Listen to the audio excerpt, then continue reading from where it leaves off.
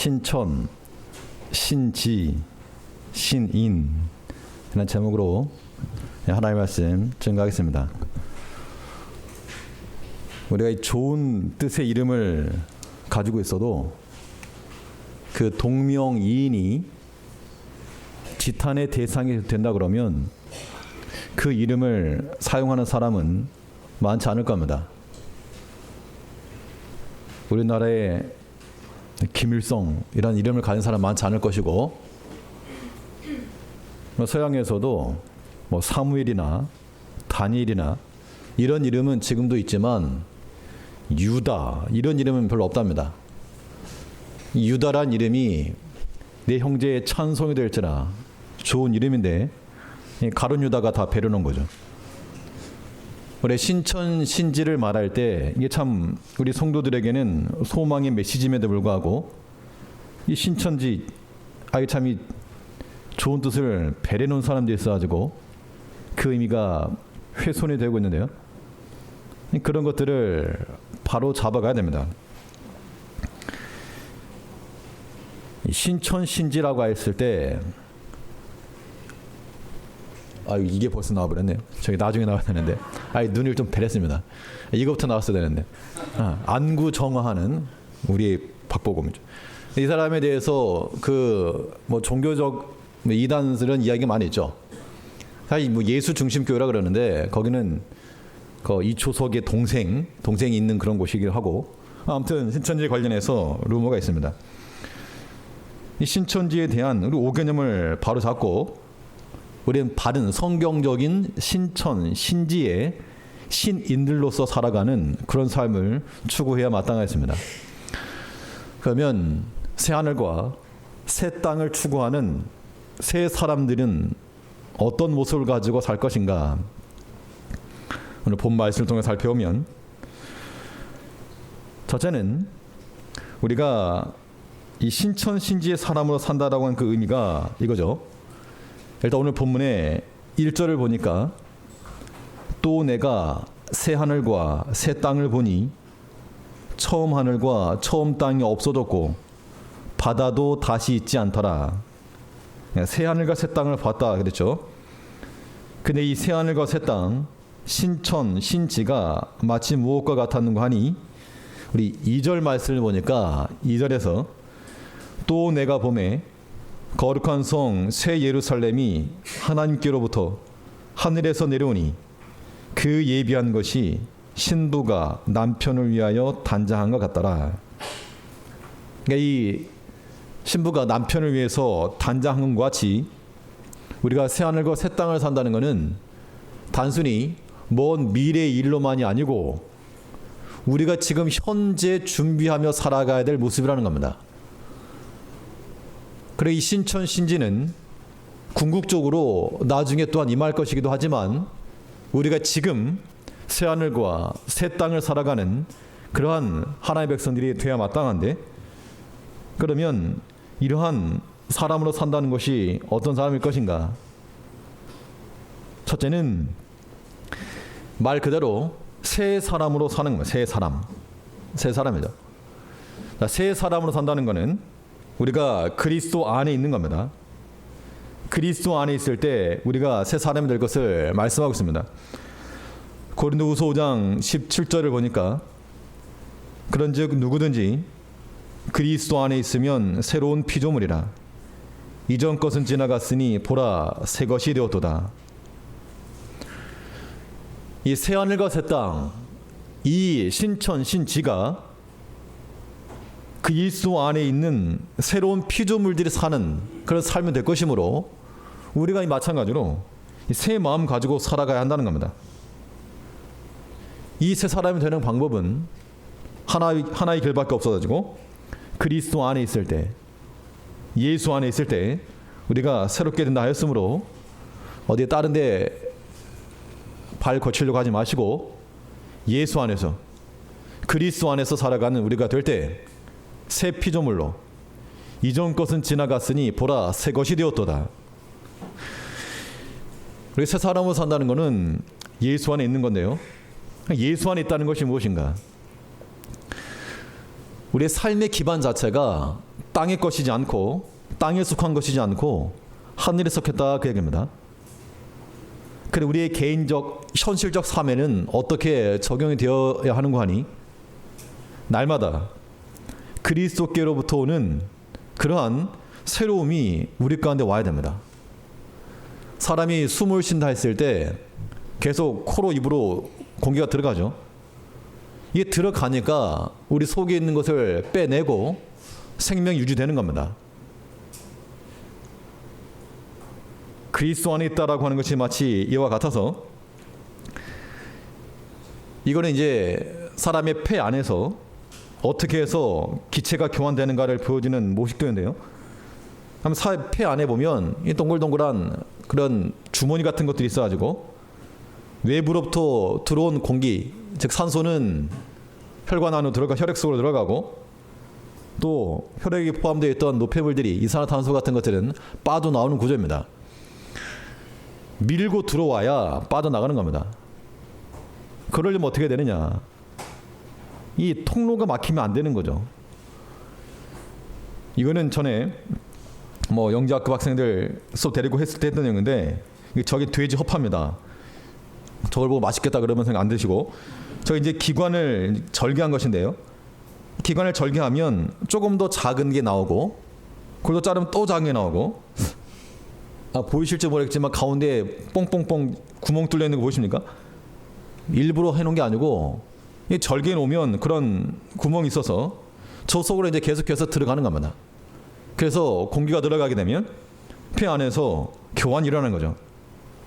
우리가 사람이 그리스도 안에 있다라고 했을 때 단순히 정적인 게 아니고 반드시 그리스도께로부터 공급되어지는 것이 있어야 하는 겁니다. 날마다 써요. 날마다. 그리스도 예수 안에 있으면 새로운 피조물이라. 이전 것은 지나갔으니 보라 새 것이 되었도다. 우리 안에 그리스도께로부터 오는 그런 은혜와 그런 말씀이 들어올 수 있는 그러한 통로를 막아버리면 새로움을 얻을 수 있는 길이 없다는 겁니다. 그러니까 막지 마시고 주일일, 수요일도 그렇고 금요일, 새벽 아무튼 저 밑에까지 통로가 돼야지 들어가는 겁니다. 그리고 예수 안에서 산다는 거 막힘없이 예수 안에 있는 그 호흡을 가지고 들어와서 내보낼 수 있도록 주의 말씀이 우리 영혼 가운데 들어와서 우리 마음 가운데 있던 죄악된 생각들을 다 몰아내고 다 없이하고 다 밀어낼 수 있도록 항상 그 말씀을 듣고 또한 주입하는 우리가 되어야 됩니다. 그리스도 안에 있을 때 우리가 새 사람이 되고 또 성경에서는 우리가 새 사람으로 살아갈 수 있는 길을 옛 사람을 벗어버릴 때 가능하다라고 말하고 있습니다. 옛 사람 내보내라. 이게 이제 동전의 양면인 거죠. 이전 것은 지나갔으니 새 사람이 되었다 그 이야기인데요. 우리는 성경적 증거를 따라서 이미 예수 안에서 새로운 피조물이 되었다 그랬습니다. 자, 우리 초등학생들 저거 혹시 뭔지 압니까? 독서를 많이 해야 되는데요. 저거 딱 보아하니 하나는 왕자, 하나는 거지입니다. 왕자와 거지 이야기 알죠? 네, 똑같이 생겨가지고 나는 거지 되고 왕자는 거지가 되고 거지는 왕자가 되고 이때 거지가 이제 왕자 됐습니다. 왕궁에 들어갔는데 평소 하던 그런 습관들 때문에 익숙하지 않은 거죠. 그래서 신부는 왕의 아들이 되었지만 행실은 거지같이 하는 겁니다. 이것이 바로 성경에서 말하는 바 옛사람을 벗어버려라. 이제 왕의 아들이 되었으면 왕궁에 도를 익히고 그 안에서 삶을 좀 누려야 되겠는데 왕의 아들로서 여전히 막 거지와 같은 삶을 사는 거 옳지 않다. 성경에서 마찬가지로 우리에게 그걸 명하고 있는 겁니다. 너희가 더 이상 옛 사람이 아니고 새 사람이 되었는데 어찌해서 옛 사람의 흔적을 여전히 가지고 있는가? 에베소 4장 22절부터 23절을 보니까 여기 혹시 같이 읽으시죠? 화면 보시죠? 같이 읽겠습니다. 시작. 너희는 유혹의 욕심을 따라 썩어져가는 구습을 좇는 옛 사람을 벗어버리고 하나님을 따라 의와 진리의 거룩함으로 지으심을 받은 새 사람을 입으라. 그러니까 옛 사람을 아웃시키고 새 사람을 입어라. 이게 신인이죠. 신인. 그러면 새 하늘과 새 땅이라고 하는 것이 궁극적으로 우리가 맞이할 그 나라와 그 땅일 것이지만, 우리가 새 사람으로 살아가게 되면 말 그대로 주와 더불어 이 새 하늘과 새 땅을 준비하는 그 안에 들어갈 수 있는 자격을 갖춰 나간다는 겁니다. 옛 사람의 일이라고 하는 것은 전에 단지 과거적 일만을 말하는 게 아니고요, 전에 알지 못하였을 때 행하던 일들, 또 믿음이 없었을 때 행하던 일들, 혹은 믿음이 어렸을 때 행하던 일들, 그런 것들 이제 더 이상 하지 말라는 겁니다. 똑같이 그러지 말고, 10살 먹은 아이가 한두 살 먹은 아이가 똑같이 행한다 그러면 이건 책망받을 만한 일인 거죠.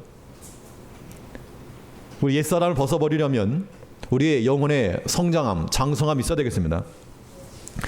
우리 영혼의 장성함이라고 하는 것, 우리 자신을 비춰보니까 예전에 어렸을 때 자기 모습이 보여서 안 되는 겁니다.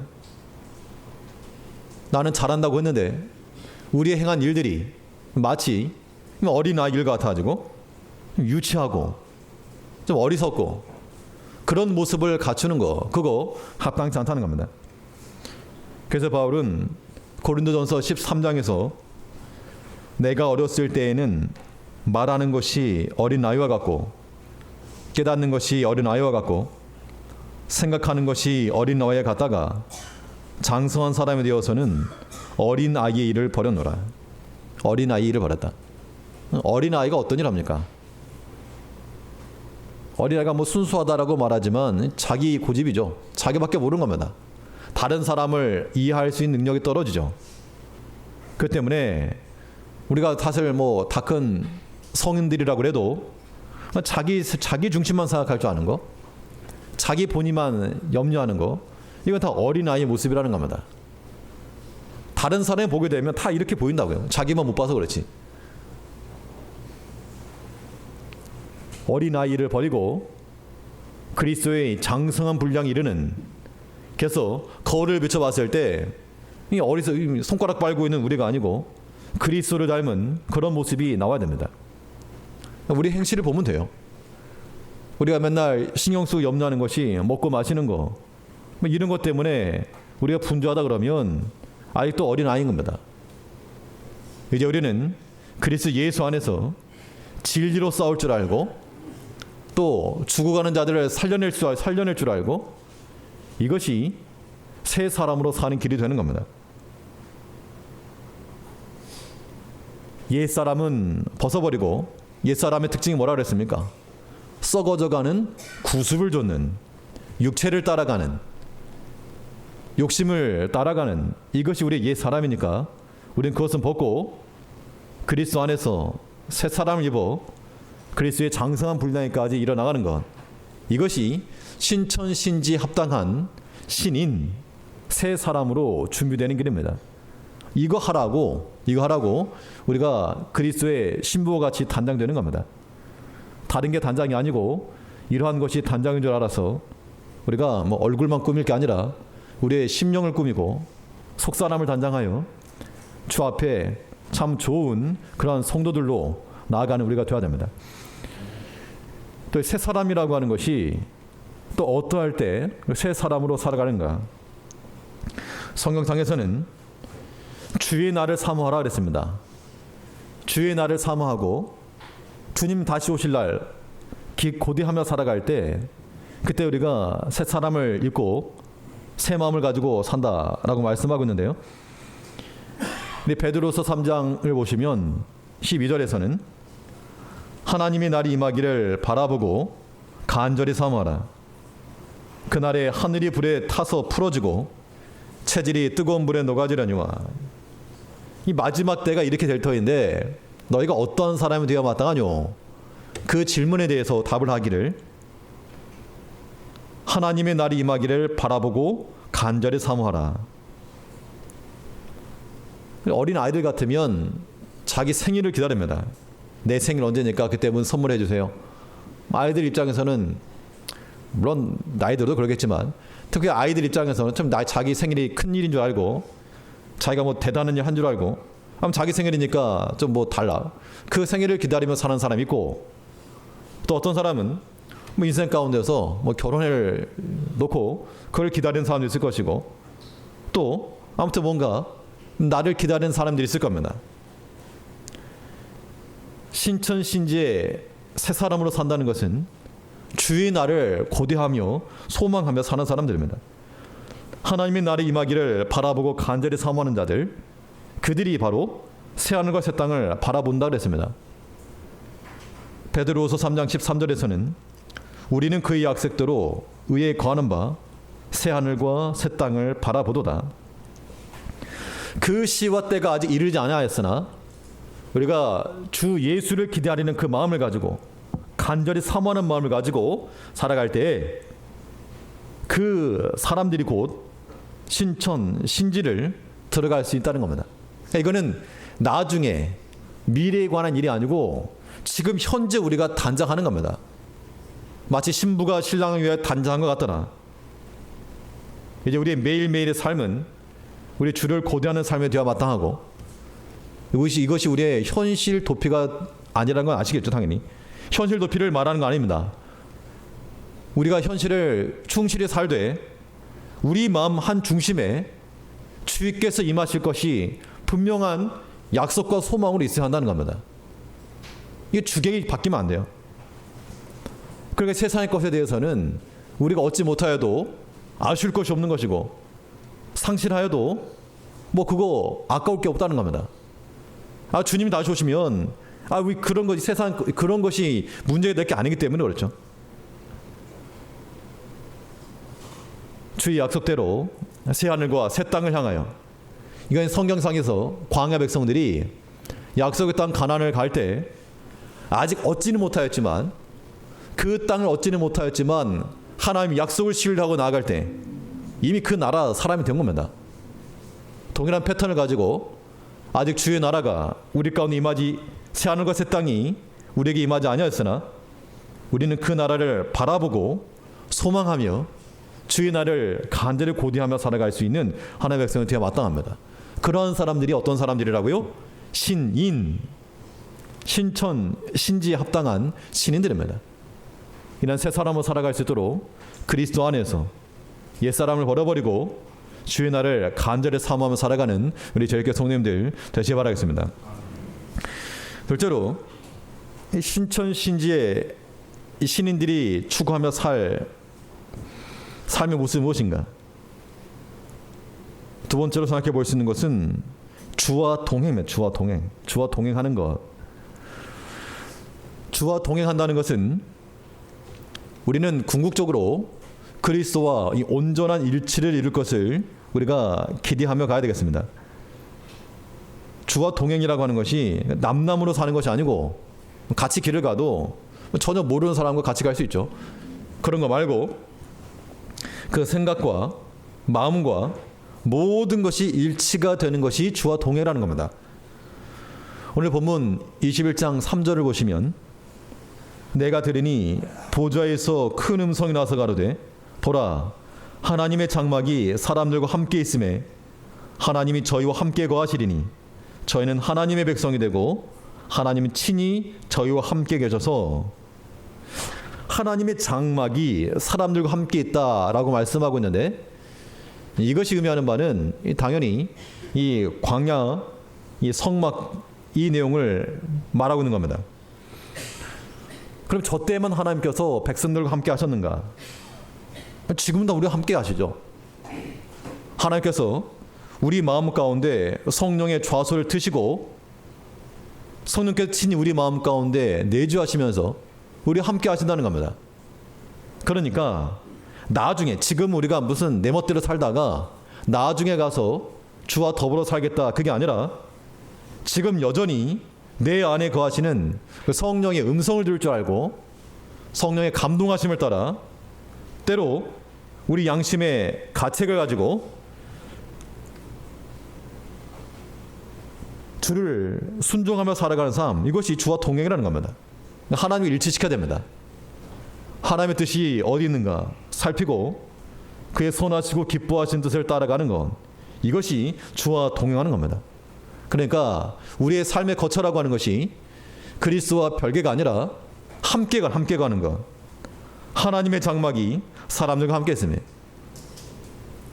이제 우리의 모든 삶 가운데서 그리스도와 분리된, 하나님과 단절된 삶이 아니라 내 안에 그리스도께서 계시고 넌 그리스도께서 우리 안에 계심으로 주와 일치를 이루어가는 이 동행의 삶을 살아가야 됩니다. 또 이 주와 동행한다는 것은 우리가 주의 편에 서는 걸 의미합니다. 주와 동행한다는 거, 우리 주님께서 하나님을 향해서 이리 오시라고 손가락질하는 게 아닙니다. 반대로 우리가 주를 향해 나가는 데 있다는 겁니다. 출애굽기에 보면 이 금송아지 사건 가운데서 레위 지파가 구별되었고, 이 모세가 하는 말입니다. 누구든지 여호와의 편에 있는 자는 내게로 나오라. 그냥 사람들이 다 내 편 되시오, 그게 아니고 여호와의 편에 있는 자가 나오라. 다 여호와의 편에 들어와라, 그 얘기죠. 그래서 우리의 선택과 방향이 하나님께로 나아가는 방향이 되어야 됩니다. 이게 예전에 미국 남북 전쟁 때 있었던 일화라 그러죠. 남부군에서도 기도한 겁니다. 하나님 우리 편이 되어 주십시오. 승리해 주십시오. 예, 북군에서도 하나님 우리 편이 되어 주십시오. 승리를 주시옵소서.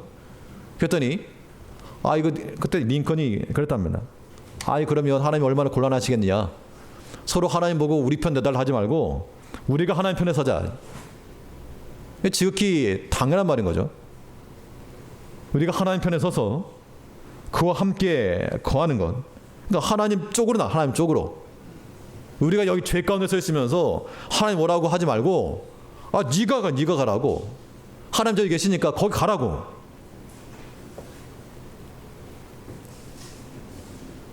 우리가 하나님 편에 선다라고 하는 거, 그런 사람들을 통해서 하나님의 일을 이루시는 겁니다. 그러니까 하나님 적당히 이용해 먹으려고 하지 말고 하나님 편에 서서 우리가 하나님의 수단이 되고 도구가 되고 우리의 전 인격을 들여서 하나님의 일에 쓰임받을 때, 이것이 주와 동행이요 구원의 역사를 이루는 겁니다. 또 오늘 본문에 보면 주와 동행하는 그 삶의 특징이 무엇인가? 이것은 주와 동행한다는 것은 위로와 평안을 얻는 걸 말합니다. 나와 함께 하시는 분이 나를 괴롭게 하고 나를 눈물 짓게 하시는 분이 아니라 도리어 우리를 위로하시고 온전케 하시는 그런 하나님이십니다. 우리 21장 4절 말씀을 보니까 모든 눈물을 그 눈에서 씻기심에 다시 사망이 없고 애통하는 것이나 곡하는 것이나 아픈 것이 다시 있지 아니하리니 처음 것들이 다 지나갔음이라. 우리가 주와 동행하게 되면 주께서 어떻게 하신다는 겁니까? 우리의 눈에서 눈물을 씻겨주신다는 겁니다. 우리 인생 살아가면서 눈물 날 때 많으시잖아요. 그러면 그럴 때 어떻게 하시려합니까? 나를 진정으로 위로하고 내 눈의 눈물을 닦아줄 수 있는 분은 오직 하나님밖에 없는 겁니다. 그러니까 주께로 나가야죠. 다 내려놓으면 하나님께서 우리 마음 터치하시는 겁니다. 그러니까 우리가 하나님 은혜를 받는다는 것이 다른 게 아니고 눈물이 메마른 세대 가운데서 눈물샘이 좀 터져야 됩니다. 우리 속에 있는 세상의 것들이 막 눈물을 통해서 다 씻겨 나와야 됩니다. 그러면 그리스도께서 우리 눈의 눈물을 씻겨준다 그러면 우리는 그런 작은 그리스도가 되어서 또 다른 믿음의 형제들의 아픔과 슬픔을 좀 돌아보고 그들에게 또한 위로자가 되는 것, 이것이 신천신지에 어울리는 새 사람의 모습이 되겠죠. 우리는 그리스도께로부터 위로함을 받고 또 우리는 또 우리보다 더 연약한 믿음의 형제들을 통해서 나 때문에 근심되는 사람 말고, 혹시 그런 거 생각해 보셨습니까? 나 때문에 위로받는 사람이 있다. 그렇게 생각하시는 분도 계실 거고, 나 때문에 참 괴로워하는 사람이 있겠다. 그렇게 생각하시는 분은 별로 안 계실 겁니다. 아마 다 내가 잘한 줄 아니까. 그런데 우리가 그런 걸 생각해 보셔야 되겠어요. 우리 자신을 돌이켜보면서 나로 인해서 힘을 얻다. 그건 굉장히 좋은 겁니다. 반면 나로 인하여 낙담한다. 슬퍼한다. 그러면 우리가 도리어 위로자가 되어야 되겠는데 울리는 자가 되어서 안 되는 겁니다. 우리 마음이 어떤 일을 당할지라도 마음의 평안과 위로 빼앗기지 말고 주 안에서 안정된 마음과 고요한 심령 가져야 됩니다. 그리스도께서 우리의 눈에 눈물을 씻어주시는데 나중에만 씻어주는 게 아니고 지금도 마찬가지입니다. 지금도 새 마음을 가지고 주와 동행하며 살아가는 자들에게는 우리 눈의 눈물을 씻겨주실 그런 하나님이신 줄 알고 주와 동행함으로 우리 마음 가운데 염려와 근심 다 치우고 우리 마음 가운데는 평안과 안식과 위로감이 넘쳐나야 됩니다. 뭐라도 아무튼 이게 있어야지 이겨내는 겁니다. 우리가 이 땅에 살아갈지라도 새 마음과 새 정신을 가지고 새 사람이 되어 살아가기 위해서 우리가 모든 일에 주의 편에 서며 그리스도와 더불어 주와 동행하며 살아갈 수 있는 하나님의 백성들이 될 때 신천신지에 어울리는 신인으로서 살아간다는 겁니다. 마지막 첫째로 새하늘과 새 땅을 바라보는 사람들 어떻게 살 것인가. 십자가로 승리하는 겁니다. 이겨내는 거. 십자가 힘으로 이겨내는 것이 신천신지 신인들이 나타내야 될 삶의 패턴이요 모습입니다. 십자가로 승리한다는 것은 십자가 뭐죠? 십자가 죽었다가 살아난 거죠. 그러니까 우리의 승리라고 하는 것은 생명의 역사를 갖추는 겁니다. 우리 계시록 21장 6절을 보니까 본문 6절에서 또 내게 말씀하시되 이루었도다. 나는 알파와 오메가요 처음과 나중이라. 내가 생명수 샘물로 목마른 자에게 값없이 주리니. 이 생명의 역사가 우리 가운데 있어야 될 걸 말하고 있습니다. 목마른 자라 할지라도 생명수 샘물로 우리의 영적 해가람을 이루고 우리 안에서 푸르름의 생명 열매들이 나타나는 거, 이게 중요한 거죠. 픽픽 메말라 있고 시들어 있는 거 말고 선만 톡 떼도 툭 부러지는 거 말고 웬만해서는 뜯어지지도 않고 찢어지지도 않고 강인한 생명력이 있을 때 이것이 십자가로 이겨내는 겁니다. 그러니까 살리는 일들이 항상 충만해야 한다는 겁니다. 나는 알파와 오메가요 처음과 나중이라. 내가 생명수 샘물로 목마른 자에게 값없이 주리니. 그 물을 마시는 자마다 산다는 겁니다. 이제 우리가 주께로부터 받는 그 생명수 샘물이라고 하는 것이 우리에게 주어지는 주의 은혜의 말씀이겠죠. 말씀과 그 섭리 역사로 주어지는 그 주의 물을 마시고 우리 안에서 생명 역사가 일어나야 됩니다. 그리스도 십자가의 보혈은 우리 영혼에 해결함을 줄 수 있는 참된 음료라 하였으므로 주와 함께 십자가 못 박히는 겁니다. 주와 함께 죽는 겁니다. 그냥 죽은 자는 말이 없는 거예요. 옆에서 막 꼬집어도 말할 게 없고 뭐라 그래도 그냥 대꾸할 힘도 없는 겁니다. 죽은 자 어떻게 대답합니까? 죽었다가 다시 사는 것. 이것이 생명의 능력인 줄 알아서 세상에서 어떤 것이 우리를 미혹하든지 어떤 싸움을 걸어오든지 지지 말고 우리가 그냥 그리스도와 더불어서 그냥 죽고 십자가의 능력으로 이겨내야 되겠습니다. 그래서 이기는 자들에게는 유업이 주어진다 그랬죠. 십자가의 승리라고 하는 것이 궁극적으로는 이기는 겁니다. 이기는 거. 그리스도 안에서 십자가 안에 죽지만 죽어서 이기는 거. 참 이런 삶의 원리를 깨닫는다는 것이 우리 신앙의 깊이가 될 텐데요. 오늘 본문 7절을 보니까 이기는 자는 이것들을 유업으로 얻으리라. 나는 저의 하나님이 되고 그는 내 아들이 되리라. 여기서 이기는 자, 신천지에서는 자기들 교주를 가리키겠지만 말 그대로 그리스도의 힘을 얻고 주께서 주시는 생명 샘물을 통하여 이겨내는 자들, 그들은 이 모든 것들을 유업으로 얻을 것이라. 새하늘과 새 땅이라고 하는 거, 사실 우리가 새하늘과 새 땅이 가지고 100평, 200평 평수를 얻을 것이 절대 아니겠죠. 그 땅과 하늘이 실체가 어떠할지 우리가 알지 못하더라도 그 소망 가지고 사는 겁니다. 이기는 자에게는 유업을 하였으므로 이겨내야 되겠습니다. 예전 그 올림픽에서 9대 14로 지고 있다가 15대 14로 역전했던 그 펜싱 선수 이야기인데요. 아무튼 이기는 자에게 영광이 돌아오는 겁니다. 우리가 뭐 믿음이 있다 그래서 이기는 게 아니고 실제로 싸워서 이겨내야 됩니다. 악한 마귀 사탄은 아마 이 한 주 동안에도 우리에게 수차게 달라붙어가지고 마치 자고 있는데 깨우는 모기와 같이 맹맹거리면서 우리 물어뜯을 겁니다. 그때 우리 지지 말고 이겨내야 됩니다. 이 모기 그게 무섭지 않죠? 그냥 전기체 하나 들고 그냥 부딪히면 끝나는 거니까. 그리스도와 더불어서 이길 수 있다는 겁니다. 이제 우리는 이 땅 가운데서 새 하늘과 새 땅을 바라보는 새 사람들로 살아가야 되겠습니다. 그래서 우리가 그리스도 안에서 주와 함께 동행하며 예수께서 짊어지신 그 십자가를 내가 여전히 지고 죽어서 이기는 그 법을 배워나가며 궁극적으로 이겨내므로 우리 주님 오시는 그날 기쁨 가운데 함께 만나며 영광을 함께 누릴 수 있는 새날의 백성들로 살아가는 모든 죄 성도님들 되시길 간절히 바라겠습니다. 예, 기도하겠습니다.